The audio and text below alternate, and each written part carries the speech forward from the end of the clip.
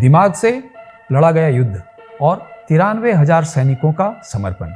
इतिहास की वो तारीख थी 16 दिसंबर 1971। जैकब सीधे अकेले एक निहत्था आदमी बगैर किसी हथियार के हाथ में थोड़े से पेपर लेके ढाका में उतरते हैं और नियाजी के हेडक्वार्टर पहुंचते हैं। जनरल नियाजी देखकर उसे भौचक्का होते हैं और क्योंकि दोनों एक दूसरे को जान रहे होते हैं, जैकब मुस्कुरा के पूछते हैं, कैसे हो नियाजी?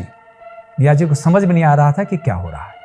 तभी नियाजी के टेबल पे जैकब पेपर पटकते हैं, यह है तुम्हारे समर्पण का डॉक्यूमेंट और तुम्हें साइन करना है। और मिस्टर नियाजी, यदि आप साइन नहीं करते हो तो कल के कल ढाका तबाह हो जाएगा और बर्बाद हो जाएगा। ये माइंड गेम था, ये साइकोलॉजिकल गेम था। दबाव नियाजी पे बढ़ने लगा था। जेफर जैकब के कॉन्फिडेंस को देख के और अचानक अपने सामने समर्पण के पेपर को देख के नियाजी हक्का बक्का रह गए।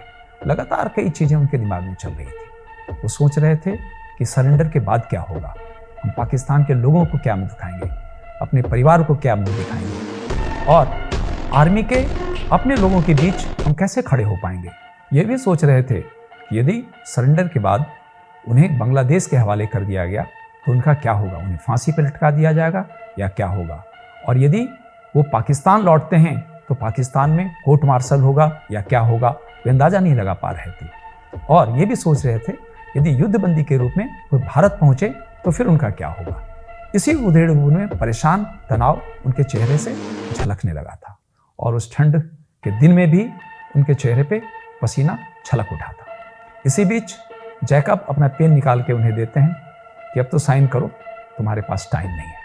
नियाजी थरथराती उंगलियों से पेन को पकड़ते हैं और उस कागज पे लिख देते हैं AKA नियाजी। वहीं खड़े जैकब मुस्कुरा रहे थे अपने कॉन्फिडेंस के साथ। इसके बाद सभी ढाका के पोलो ग्राउंड में पहुंचते हैं, जहां समर्पण का एक छोटा सा आयोजन था, लेकिन सैनिकों की संख्या जो सरेंडर कर रहे थे 93,000 थी।